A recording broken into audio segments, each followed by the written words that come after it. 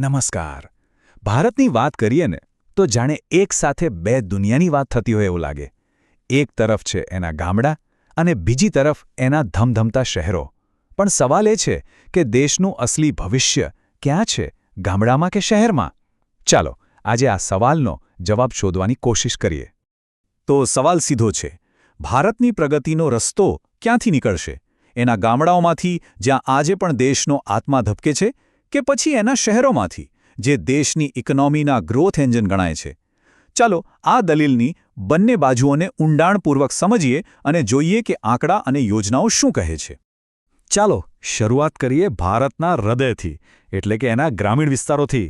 દેશનો પાયો અહીં જ છે અને આ પાયાને મજબૂત કરવા માટે છેલ્લા કેટલાક વર્ષોમાં ઘણા પ્રયત્નો થયા છે. 65%! જરા વિચારો, આ કોઈ નાનો આંકડો નથી. આજે પણ ભારતની લગભગ 2/3 વસ્તી ગામડાઓમાં રહે છે, એટલે એ વાત તો સાફ છે કે એમના વિકાસ વગર દેશની પ્રગતિ શક્ય જ નથી. આ જ કારણ છે કે ગામડાનું ઇન્ફ્રાસ્ટ્રક્ચર સુધારવું ખૂબ જ જરૂરી બની જાય છે. તો ગામડા માટે સૌથી પહેલી અને પાયાની જરૂરિયાત શું? કનેક્ટિવિટી. અને એના માટે છે પ્રધાનમંત્રી ગ્રામ સડક યોજના. કલ્પના કરો કે એક ખેડૂત છે. જો એના ગામમાં બારમાસી પાક્કો રસ્તો હોય તો એનો પાક ખરાબ થયા વગર સમયસર માર્કેટમાં પહોંચી જાય. એટલે આ માત્ર ડામરનો રસ્તો નથી, આ ગામડાની આજીવિકાની લાઇફલાઇન છે. વીજળી. વીજળી તો જાણે જીવન જ બદલી નાખે છે, પણ એ ભરોસાપાત્ર હોવી જોઈએ. દીનદયાળ ઉપાધ્યાય ગ્રામ જ્યોતિ યોજના હેઠળ એક ક્રાંતિકારી કામ થયું: ફીડર સેપરેશન. સરળ ભાષામાં કહીએ તો ખેતી અને ઘર વપરાશ માટે વીજળીની લાઇનો જ અલગ કરી દેવામાં આવી. એનાથી થયું શું? ખેડૂતોને સિંચાઈ માટે નક્કી કરેલા કલાકો માટે વીજળી મળી અને ઘરોમાં બાળકોને રાત્રે ભણવા માટે 24 કલાક અજવાળું મળ્યું. સૌના માટે ઘરનો વિચાર તો સારો છે, પણ એને હકીકતમાં બદલ્યો પ્રધાનમંત્રી આવાસ યોજના ગ્રામીણે. આ યોજના માત્ર માથે છત નથી આપતી, પણ શૌચાલય, વીજળી અને પાણી જેવી પાયાની સુવિધાઓ સાથેનું એક પાક્કું ઘર આપીને લોકોને ગૌરવભેર જીવવાનો હક આપે છે. અને સૌથી મહત્વની વાત, પૈસા સીધા લાભાર્થીના બેંક ખાતામાં જાય છે, એટલે વચેટિયાઓનો કોઈ ખેલ જ નહીં. અને હવે વાત કરીએ ડિજિટલ ક્રાંતિની. ભારતનેટ પ્રોજેક્ટ હેઠળ દેશની 2.5 લાખ ગ્રામ પંચાયતોને હાઈ સ્પીડ ઓપ્ટિકલ ફાઇબરથી જોડવામાં આવી રહી છે. આનાથી થશે શું? ઈ-ગવર્નન્સ, ટેલિમેડિસિન, ઓનલાઈન શિક્ષણ, આ બધું જ હવે ગામડા સુધી પહોંચી રહ્યું છે. આ આવનારા સમયની હકીકત છે. સારું, તો આ હતી ગામડાની વાત. હવે ચાલો સિક્કાની બીજી બાજુ જોઈએ. હવે ફોકસ કરીએ દેશના એક ગતિશીલ શહેરી કેન્દ્રો પર, જે દેશના વિકાસના એન્જિન કહેવાય છે. અહીંયા એક બહુ જ રસપ્રદ વિરોધાભાસ છે. ભલે 65% લોકો ગામડામાં રહેતા હોય, પણ દેશની જીડીપીમાં 60% કરતાં પણ વધુ યોગદાન શહેરોનું છે. આ આંકડો બતાવે છે કે શહેરો આર્થિક રીતે કેટલા શક્તિશાળી છે. દેશના મોટાભાગના ઉદ્યોગો, સર્વિસ સેક્ટર અને નોકરીની તકો અહીં જ કેન્દ્રિત છે. આ વાક્ય એકદમ બરાબર છે. શહેરો ભારતીય અર્થતંત્રના ગ્રોથ એન્જિન જ છે.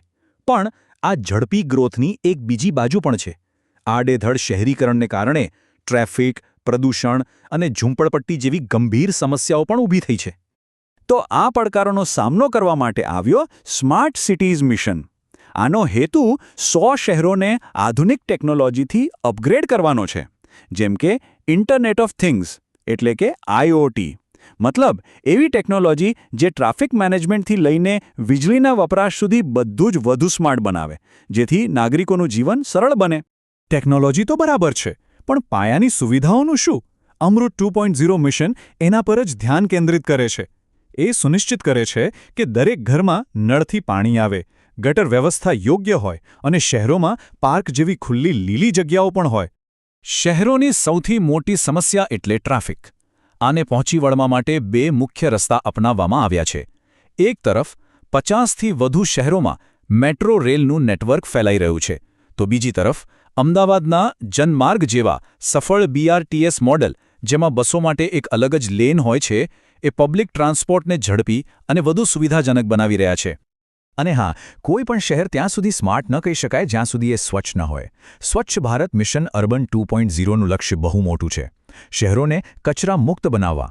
આમાં દાયકાઓથી જમા થયેલા કચરાના ડુંગરોનો વૈજ્ઞાનિક રીતે નિકાલ કરવાનો પણ સમાવેશ થાય છે, જે શહેરની આખી તસવીર બદલી રહ્યું છે. અત્યાર સુધી આપણે ગામડા અને શહેરને અલગ અલગ જોયા. પણ શું જવાબ આ બેમાંથી કોઈ એકને પસંદ કરવાનો છે?